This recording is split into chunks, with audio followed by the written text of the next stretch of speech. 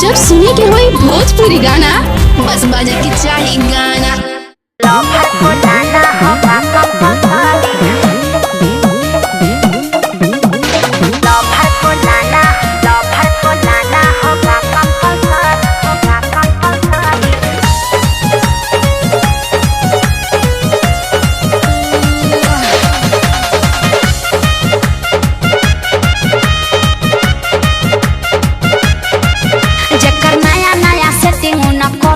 Waiting जे पुरान भइल बाटे करवाई नाही वेटिंग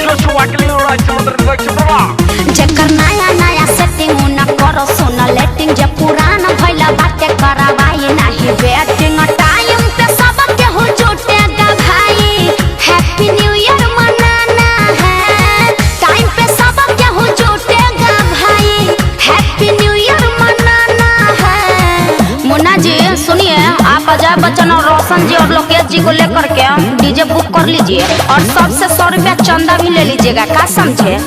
लवर को लाना होगा कंपलसरी, सुना बिना सेटिंग के नया आना है।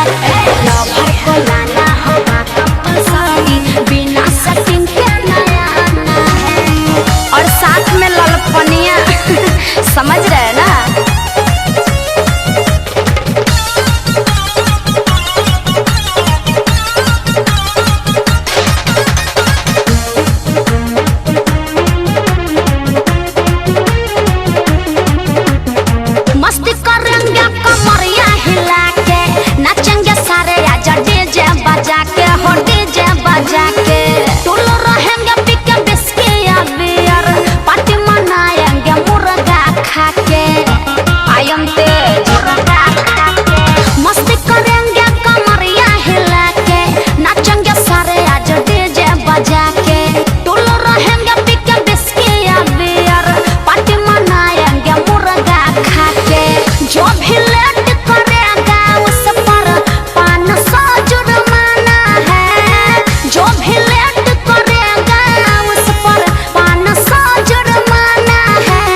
लवर को लाना होगा कंपलसरी, समझ रहे ना, बिना सेटिंग के नया आना है।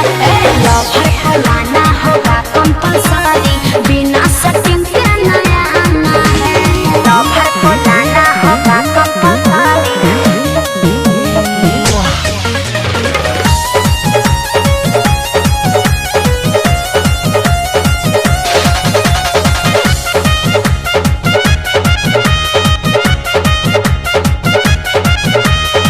सबके बातें इग्नोर करके होगी शरारत, किसी से न डर के, किसी से न डर के।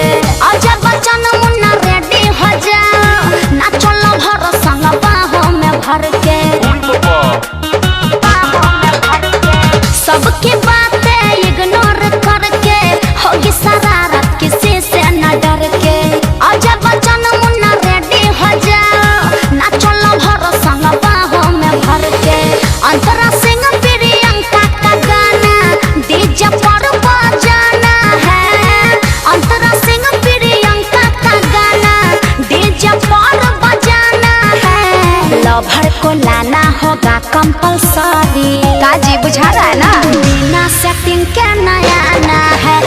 लवर को लाना होगा कंपलसरी, बिना सेटिंग के नया आना है। हाउ देखिए सब जोड़ा अपना अपना कोरा में है।